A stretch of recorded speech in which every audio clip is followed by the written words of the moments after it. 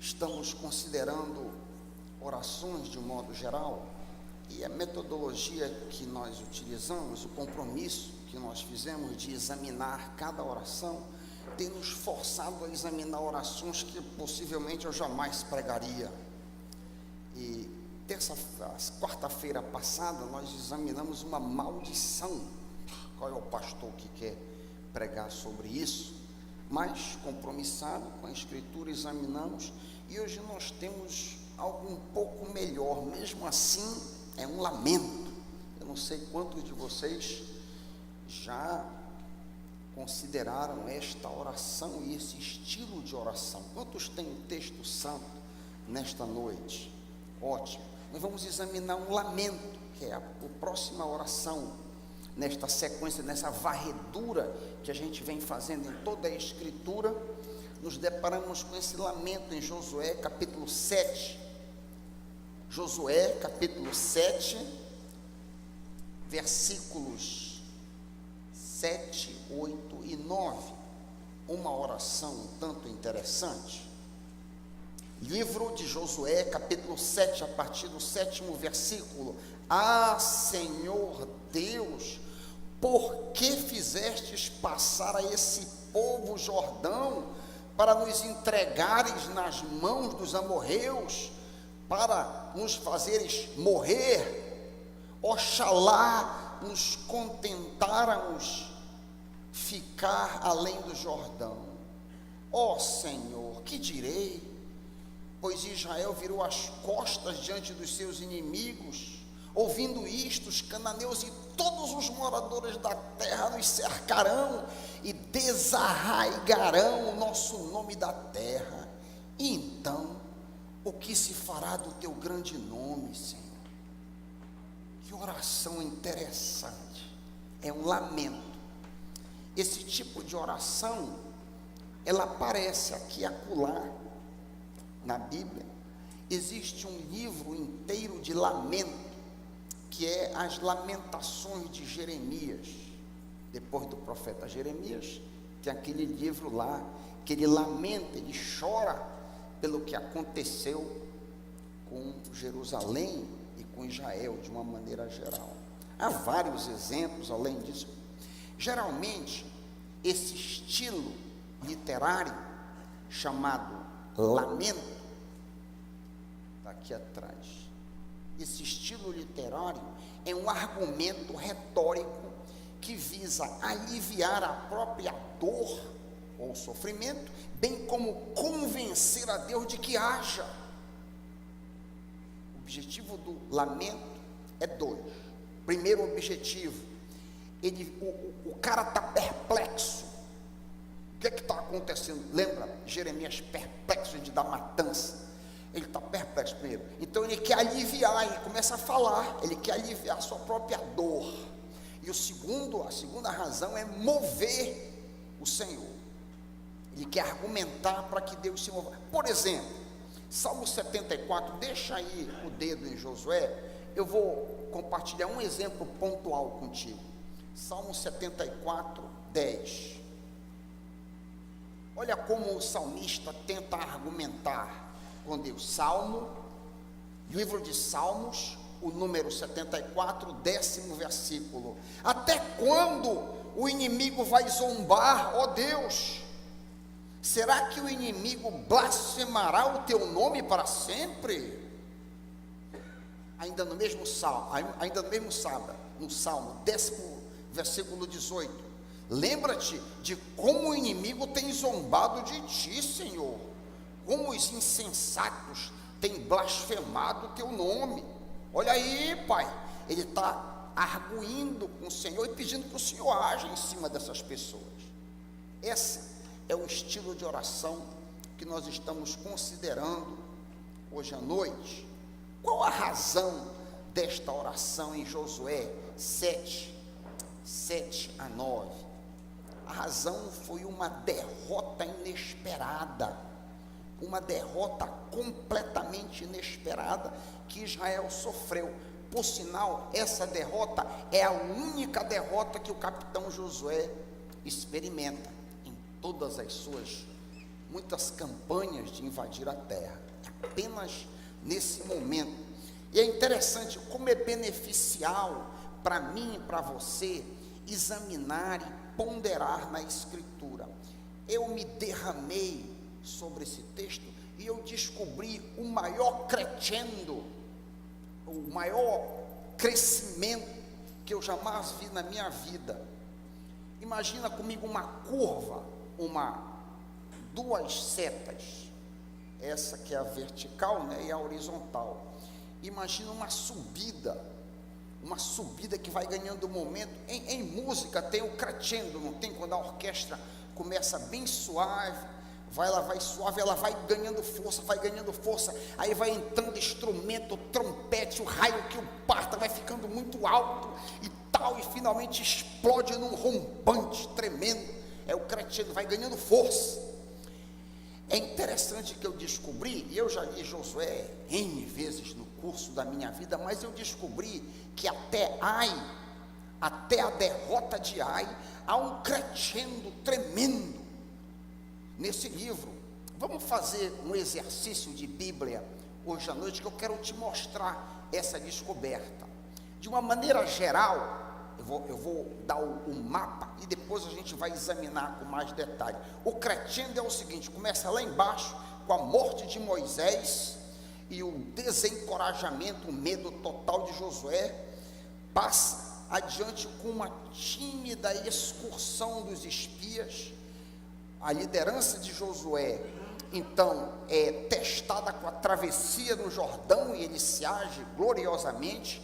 A sua posição é confirmada, o povo é circuncidado, a Páscoa é celebrada e Jericó é derrotada. Imagina comigo um crescimento que vai, uma coisa que vai crescendo, que vai ganhando força. Vamos dar uma olhada a nível de maior detalhe. Vocês lembram, no comecinho do livro, Moisés havia morrido, e em Josué capítulo 1, que é um texto que eu uso muito em visita hospitalar, por exemplo, às vezes eu noto que a pessoa está muito desencorajada na cama, por razões válidas, e eu uso muito. Eu penso que Josué capítulo 1 é a porção da Escritura de maior encorajamento de toda a Bíblia. É de um encorajamento tremendo. O que isso revela? Que Josué estava muito desencorajado. Faz sentido? Nenhum lugar da Bíblia você encontra tamanho encorajamento como você encontra na abertura desse livro. Então está lá embaixo, a seta lá embaixo, partindo do nada. Josué capítulo 1, dá uma olhada, logo no comecinho do livro, Josué capítulo 1, olha a palavra do Senhor. Vem a Josué num sonho, numa revelação: ninguém, diz o Senhor, conseguirá resistir a você todos os dias da sua vida. Como estive com Moisés, estarei com você. Eu nunca te deixarei, eu nunca te abandonarei. Ser forte e corajoso. Ele estava com certeza um tanto fraco e desencorajado, porque você conduzirá esse povo para herdar a terra que prometi sob juramento a seus antepassados. Somente, verso 7, somente ser forte e muito corajoso. Pula para o 9. Não fui eu que te mandei? Seja forte, seja corajoso, não se apavore e não se desanime, quando o Senhor teu Deus está contigo. Eu não conheço nenhum lugar da Bíblia com uma mensagem de encorajamento tão forte como essa. O retrato é de um líder que está muito temeroso. Imagina você vir a reboque do grande Moisés, a maior figura do Antigo Testamento. Eu acho que Josué estava se sentindo desse tamaninho, assim. Mas enfim, o livro começa assim, um líder um tanto tímido. E o segundo momento do livro, logo no outro capítulo, descreve a maneira cautelosa que esse novo líder age. Se tu olhares aí no capítulo 2, logo adiante, você vai ver Josué 2:1, que o comandante mandou 2:1, 2 homens secretamente, cautelosamente, como espias, para averiguar a terra. Ele está ousando aqui, mesmo que timidamente, ele é ousado, lentamente. Aí tu vais para o capítulo 3, a coisa começa a ganhar força, e ele começa então a ousar, atravessando o Jordão a pé enxuto. O Jordão é uma réplica do que aconteceu com o Mar Vermelho. Assim como Moisés abriu o Mar Vermelho, Josué agora é desafiado a abrir o Jordão. Josué 3, a partir do 15, olha aí adiante. Josué 3, a partir do versículo 15, quando os sacerdotes levaram a arca e chegaram ao Jordão, seus pés se molharam na beira das águas, porque o Jordão transbordava sobre todas as suas ribanceiras, estava muito cheio. Todos os dias da ceifa, pararam-se as águas que vinham de cima, levantaram-se num montão muito longe da cidade de Adão, que está ao lado de Zaretã, e as que desciam ao mar, das campinas que é o mar salgado, foram de todos separadas. Então passou o povo, imagina 2 milhões de pessoas, em frente à cidade de Jericó.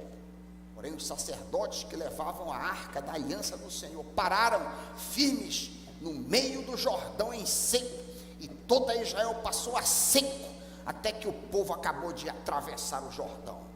Então deve ter sido uma coisa fenomenal, uma pequena reprise daquele evento que havia acontecido 41 anos antes, quando da travessia do Mar Vermelho. Então a gente está notando aí que Josué começa a ganhar força, começa a comandar, pegar as rédeas do povo.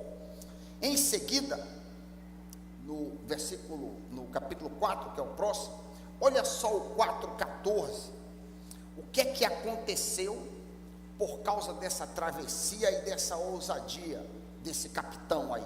Josué 4:14, naquele dia, o Senhor exaltou Josué à vista de todo Israel, e eles, os israelitas, o respeitaram enquanto ele viveu, como haviam respeitado Moisés. Ele vem tomando a sua posição como pastor daquele rebanho ali, na sua pequenez, mas vem ganhando força. Em seguida, depois que ele atravessa, que ele entra em Canaã, na terra prometida, ele circuncisa os filhos de Israel. Veja bem, os filhos de Israel, os israelitas, não haviam sido circuncidados por 40 anos, toda aquela geração. Houve apenas a circuncisão daqueles que eram escravos no Egito e que saíram com Moisés. Mas lembra que todo aquele pessoal de 20 anos para cima morreu. Todos morreram. E aí a gente vai ver que eles não celebraram a Páscoa também, porque para que celebrasse a Páscoa, o homem tinha que ser circuncidado. E Josué faz as duas coisas. Se você observar em Josué 5, que é o próximo capítulo, a partir do versículo 5, Josué 5:5, todos os que saíram do Egito haviam sido circuncidados. Eu encaixei o Egito para contexto. Mas todos os que nasceram no deserto, no caminho depois da saída do Egito, não passaram pela circuncisão. Os israelitas tinham andado 40 anos pelo deserto, até que todos os guerreiros que saíram do Egito morressem, visto que não tinham obedecido ao Senhor, pois o Senhor lhes havia jurado que não veriam a terra que prometera aos seus antepassados que os daria, terra onde manam leite e mel. Assim, em lugar deles colocou seus filhos, e foram os filhos que Josué circuncidou.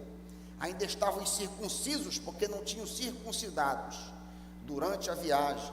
E depois que a nação inteira foi circuncidada, eles ficaram onde estavam no acampamento, até se recuperar. E daquela ferida, da dor que envolvia, imagina que não havia anestesia naquela época, a importância do rito da circuncisão era enorme, porque quando Deus estabeleceu a sua aliança com o judeu, em Gênesis 17, de 4-14, ele disse que toda pessoa que não fosse circuncidada era considerado pagã, fora do povo de Israel. Então, imagina esse momento de realinhamento mandamento de Deus com o povo. Josué triunfante atravessou, está agora em Gilgal, ali naquela área na frente de Canaã, circuncisa, e ainda mais ele celebra a Páscoa. Esse rito havia sido celebrado 2 vezes apenas, ambas as vezes sob liderança de Moisés. A primeira, quando o povo foi liberto do Egito, em Êxodo 12, de 1 a 28, e a segunda, alguns meses depois, quando a lei foi dada, quando a aliança no Sinai, em Números 9, 1 a 14, aconteceu. Então é interessante aí que Josué, por assim dizer, alinha o novo povo que está entrando na terra com os decretos, com os mandamentos de Deus, celebrando a circuncisão e celebrando a Páscoa do Senhor. Imagina a alegria daquele pessoal. Dá uma olhada em Êxodo 12, 48. Deixa o dedo aí em Josué e dá uma olhada mais atrás em Êxodo 12, 48.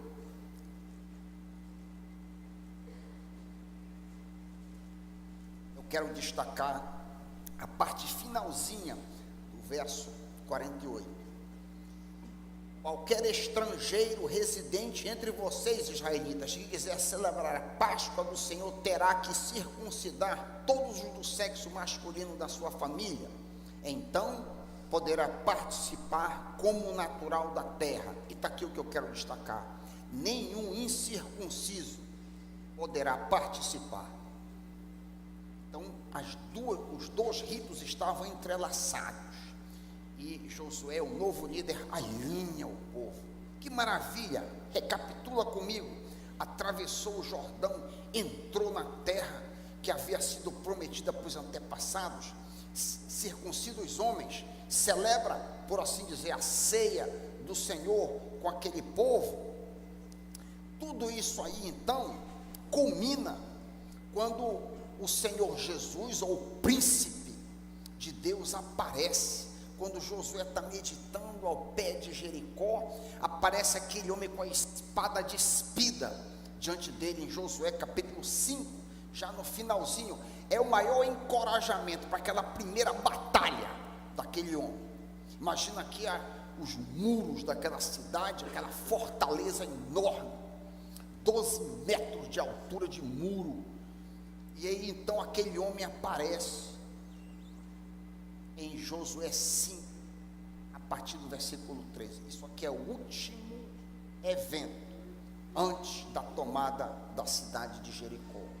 Josué 5, a partir do 13. Sucedeu que, estando Josué perto de Jericó, levantou os seus olhos e olhou, e eis que se pôs em pé diante dele um homem que tinha na mão uma espada nua. E chegou-se a Josué, e Josué disse: és tu dos nossos ou dos nossos inimigos? O homem disse a ele: não, mas vem agora como príncipe do exército do Senhor. Então Josué se prostrou rosto em terra e o adorou. E lhe disse: que diz meu senhor ao teu servo? Então disse o príncipe do exército do Senhor a Josué: descalça os sapatos de teus pés, porque o lugar em que estás é santo. Isso lembra alguma coisa?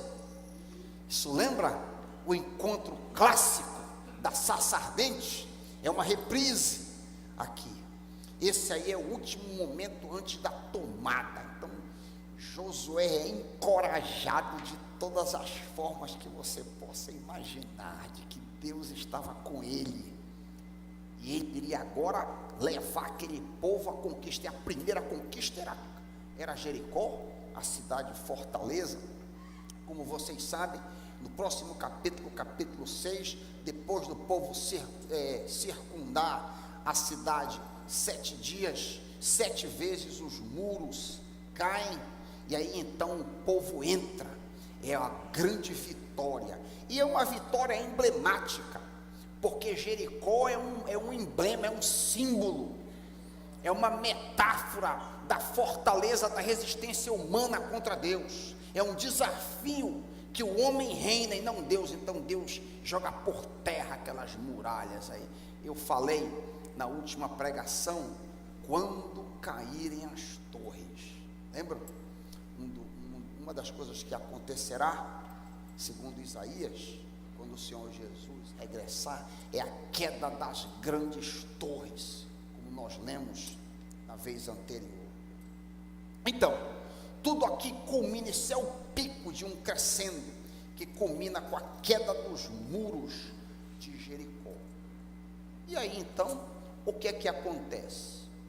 Depois desse triunfo todo, em Josué capítulo 7, que é o capítulo que nós estamos avaliando, e a oração está nele, Josué capítulo 7, a partir do versículo 2, Josué 7, 2, Josué mandou uns homens subirem para darem uma olhada na cidadezinha de Ai. Subam, espionem a região. Os homens subiram, espionaram Ai. Quando voltaram, disseram a Josué: não é preciso que todos nós avancemos, envie uns 2 ou 3 mil para atacá-la. Não canse todo o exército, pois eles são poucos, eles são o pessoal de Ai. Se comparar com Jericó, é um pintinho. Então manda lá. Por isso, cerca de 3 mil homens atacaram a cidade. Porém, os homens de Ai os puseram em fuga, chegando a matar 36 israelitas. Eles perseguiram os israelitas desde a porta da cidade até Sebarim e os feriram na descida. Diante disso, o povo de Israel desanimou-se completamente. Então Josué, com as autoridades de Israel, rasgaram as vestes, prostraram-se rosto em terra diante da arca do Senhor, cobrindo de terra a cabeça, e ali permaneceram até a tarde.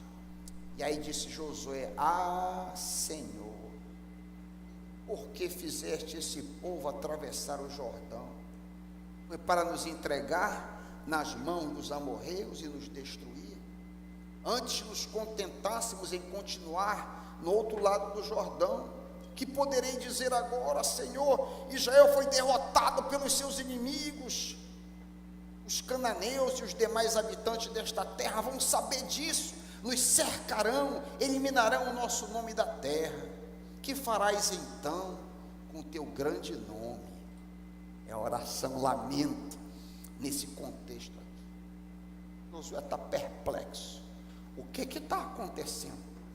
A gente vinha de vitória em vitória, a gente vinha de triunfo em triunfo. O que aconteceu aqui com essa cidadela? Esses gafanhotinhos nos colocaram para correr. Observe o que significava uma derrota para a mentalidade daquele povo, inclusive para os hebreus. Nas guerras no mundo antigo e até recentemente, toda guerra era uma guerra entre os deuses.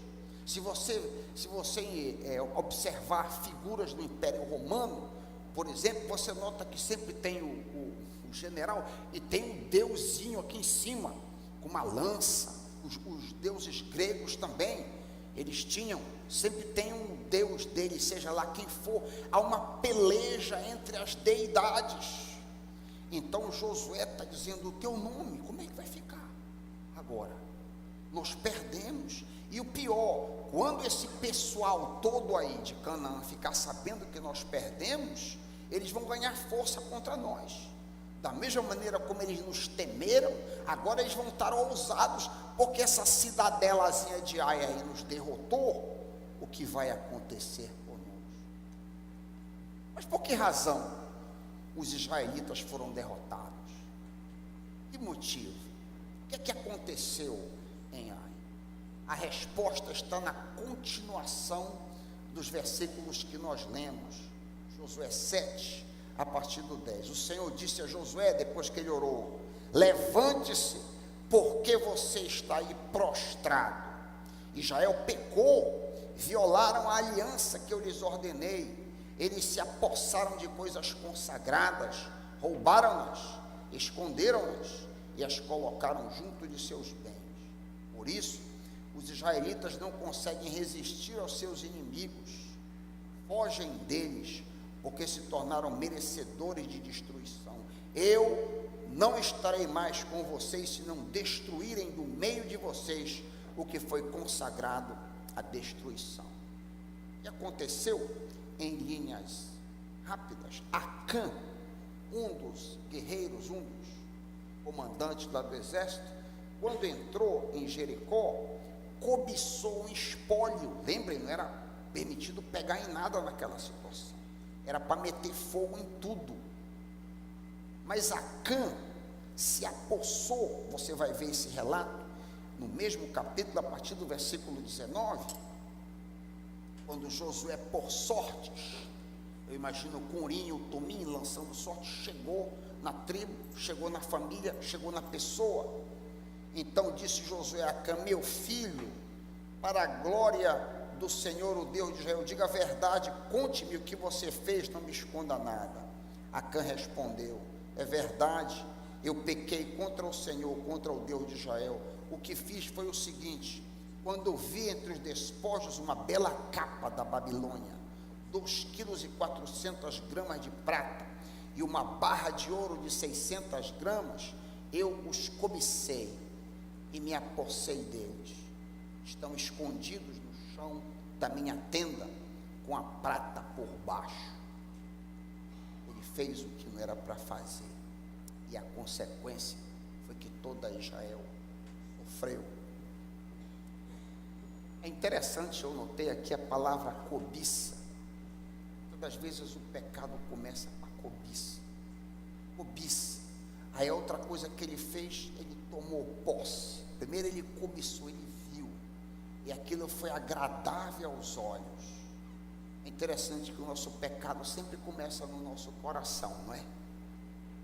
Coração que começa o nosso pecado. E achou aquilo bonito. Não foi assim com Adão e Eva, que viu a fruta e foi bonita aos olhos, foi agradável aos olhos. O segundo passo é tomar. Me apossei daquilo que vi. E o terceiro passo é a vergonha. Quando a gente peca e comete de fato, esconde. Uma grande lição nós temos aqui para tirar para a nossa vida. A gente tem que ter muito cuidado com aquilo que a gente cobiça, muito cuidado com aquilo que a gente deseja muito, porque isso pode trazer graves problemas, como trouxe para Israel.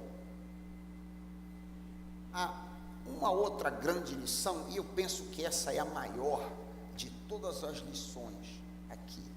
Nós temos que ter muito cuidado quando a gente tem um momento maravilhoso de êxtase espiritual, quando a gente vem vencendo, vem tudo dando certo, a gente está passando por uma fase boa na vida, os negócios estão bem. Aí, para aplicar isso aí, cada um vai aplicar como quiser. Você foi bem numa prova, você está bem nos seus negócios, você está bem no seu casamento, as coisas estão indo relativamente bem, você está ganhando um bom dinheiro, as coisas estão bem. Há um momento de calmaria na sua vida. Esse momento pode ser perigoso. Por quê? Porque o contrário disso nos deixa mais crentes, é ou não é? É apenas eu que sou crente quando a coisa aperta? Você é como eu também, quando o negócio aperta, vamos já orar, meu Deus, me ajuda aqui. Você é como eu? Então, o ponto oposto disso aqui, olha aqui para mim, o oposto é quando está tudo bem. Aí a gente tende a orar menos, aí a gente tende a ler menos a Bíblia, aí a gente tende a fazer menos esforço para vir para o culto, aí a gente não faz tanta força para ir para a reunião de oração na quarta-feira, é ou não é? A gente tem que ter cuidado com esses momentos em que as coisas estão caminhando muito bem. Vocês lembram de um episódio que era também vitória após vitória? Elias, lembram de Elias? Elias disse: vai haver seca. Elias queimou os guardas que vieram, Elias transformou em churrasco os soldados que vieram pegá-lo. Vocês lembram da vida de Elias? E foi de vitória em vitória, até que culmina quando ele conclama os 450 profetas de Baal. Ele chama lá, é uma das maiores vitórias que se relata na Bíblia. Imagina como deve ter sido aquela cena que Elias chama fogo do céu. Depois que os profetas de Baal se cortam todo, ele diz: olha, pode ser que o Deus de vocês esteja no sanitário, pode ser que os deuses de vocês estejam dormindo, gritem mais, mofando aquele negócio todo. E aí então Elias manda jogar água, entope de água agora aqui, corta o boi, bota de água aqui, ele clama do céu, e a labareda de fogo devora tudo, e ele manda o povo passar no fio da espada, os 450, que vitória retumbante. Vocês sabem o que acontece depois dessa vitória com Elias? Vocês sabem o que acontece depois dessa vitória, desse ápice espiritual, desse clímax espiritual? Elias foge com medo de Jezabel, entra em depressão e tem pensamento suicida. É uma queda absurda que acontece. É alguma coisa parecida com o que aconteceu com Israel enquanto nação. Depois de tanta coisa boa, caiu diante de Ai. Enquanto eu meditava nisso, eu me lembrei de uma experiência de roda gigante. Eu não sei quantos aqui tiveram o privilégio de andar de roda gigante. Eu estive num parque uma vez em Atlanta, e a roda gigante é um trem longo, enorme, e você engata e você vai subindo, é uma longa subida. Aí passa um bom tempo, sobe, e quando chega nos píncaros lá em cima, você desaba mundo abaixo. Você vem descendo o mundo abaixo, parece que o mundo vem se acabando, o coração vem para a garganta, engole de volta. Isso pode acontecer na vida espiritual. Está tudo muito bem e de repente o seu mundo desaba. De repente o seu mundo desaba. Eu estava pensando também no meu pastor em Birmingham, que eu contei aqui a história. O ministério dele estava indo muito bem. Eu já contei essa ilustração aqui para vocês, mas para benefício daqueles que não ouviram ou daqueles que não lembram, ilustra essa queda. O meu pastor, ministério bem, pregando, tudo maravilhoso, foi em busca de uma prostituta no centro da cidade, e ela era uma policial disfarçada. Imagina quando fez a tratativa, que ela entrou no carro e tal, com o microfone escondido aqui. Quando fez a tratativa, que fecharam o negócio, só fez jogar a algema. Polícia, dirija para a delegacia, o mundo caiu.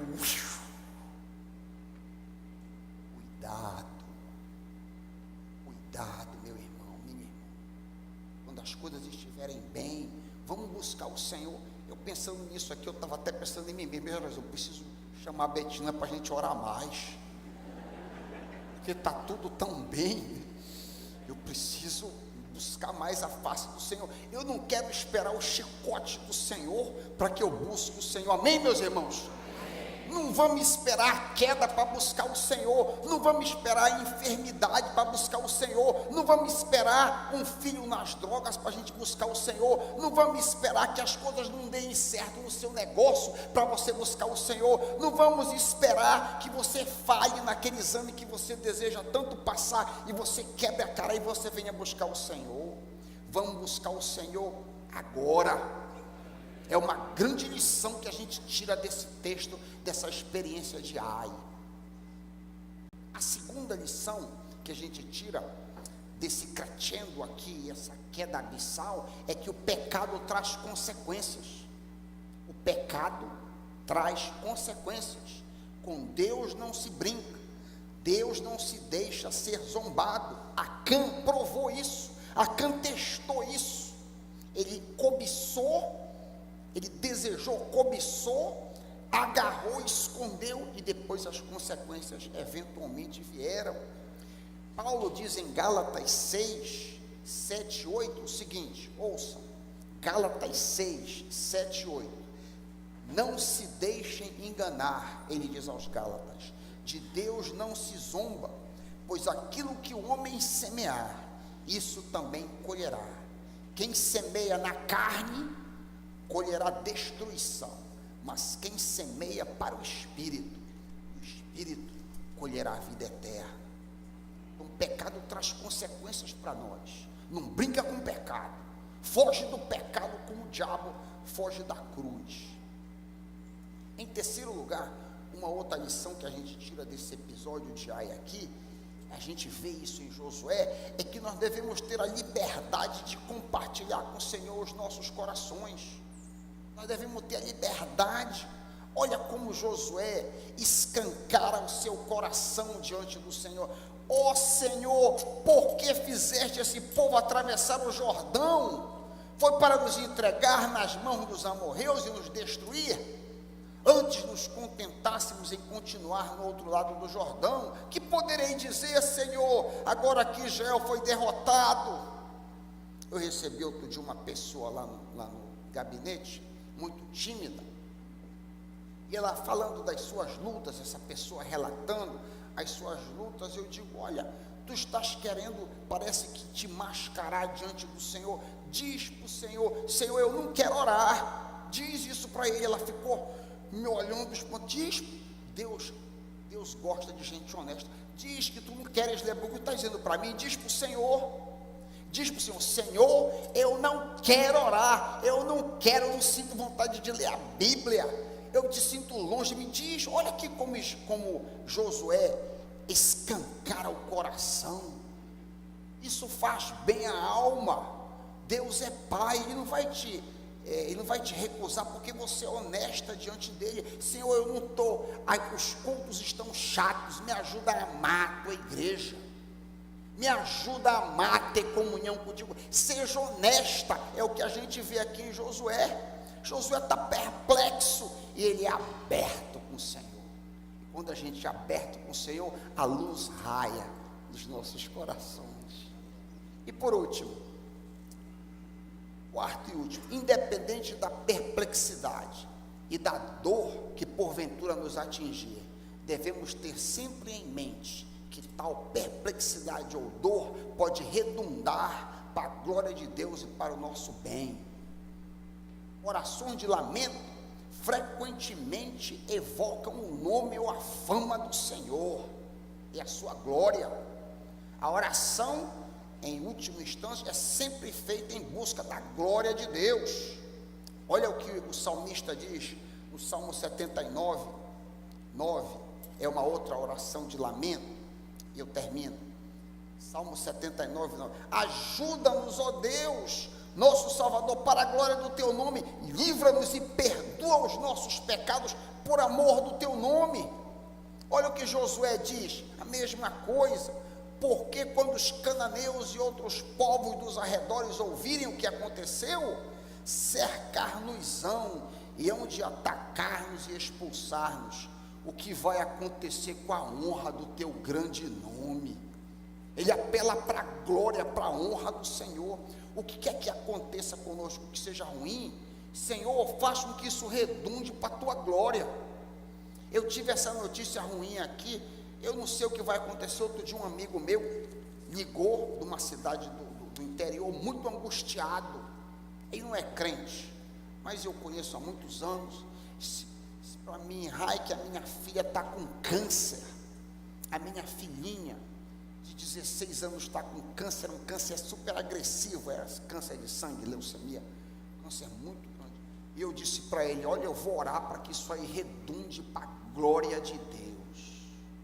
Eu não sei o que é que vai acontecer, mas eu vou orar para que isso redunde, acabe sendo para a honra e glória do Senhor. Eles foram fazer tratamento em São Paulo, foi uma peregrinação de 2 anos de luta. A família ficou muito mais unida. Eles revisitaram os seus valores, revisitaram as suas prioridades, viram que muita coisa que eles achavam importante na vida não é tão importante, porque aquele episódio todo redundou para a glória de Deus. O que é que vai ser feito com o teu grande nome? É o que Josué disse. Papai, se nós perecermos, o que é que vai acontecer com a tua fama? Pergunte para você, diante dessa situação talvez perplexa que você enfrenta. Senhor, de que maneira eu posso exaltar o teu nome na minha vida? Amém?